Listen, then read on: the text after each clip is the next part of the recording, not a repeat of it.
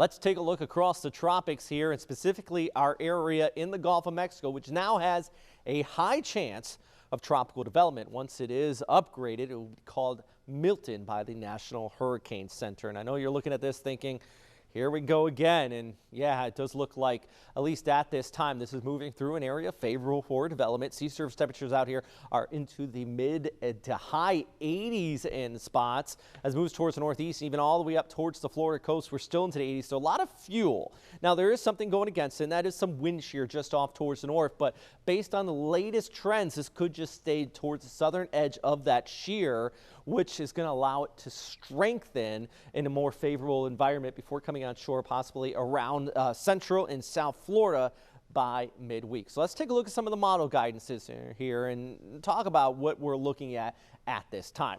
GFS indicated here in the blue, the Euro is indicated in the green. These are pressure lines closer together, indicating some deeper and pressure and higher pressure gradients, and thus a stronger storm system. The GFS has been kind of flip-flopping on intensity. Just 48 hours ago, it wasn't showing much. Today, here on our Saturday morning, yeah, it's showing a fairly powerful storm, even a hurricane possibly coming on shore. The ECMWF not quite as strong, but also still showing a stronger tropical storm, possibly around Tampa or just down here towards the south. Now, what we have just towards the north is that front, though, that has been setting up.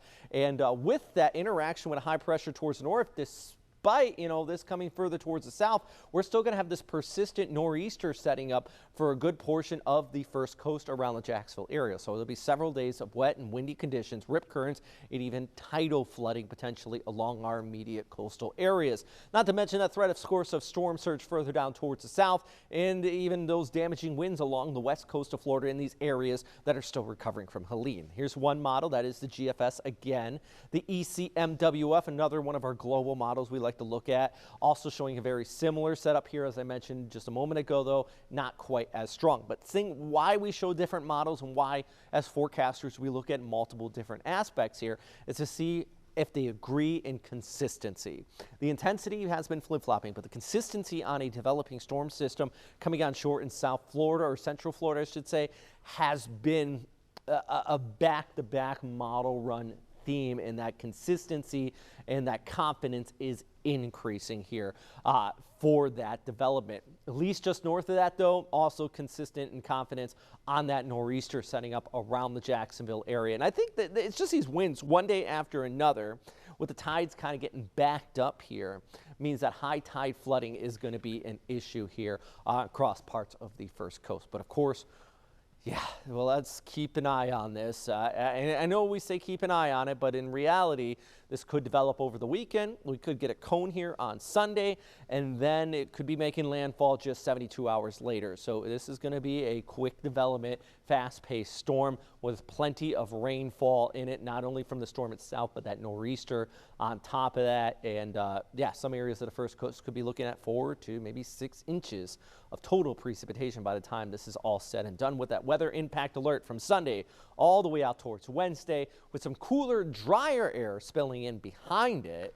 Temperatures maybe even by next weekend could be dropping into the 50s with that cooler air. Hey, by the way, I do also want to mention, if we're talking about the tropics, Kirk out here, it is way out in the central Atlantic. We also have Leslie, a tropical storm right there.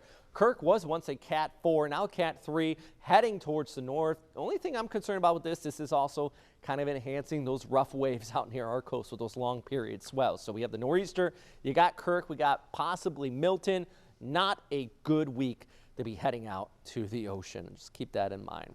All right, make sure you check out the rest of firstcoastnews.com and our Hurricane Central for continued updates on this possible developing storm.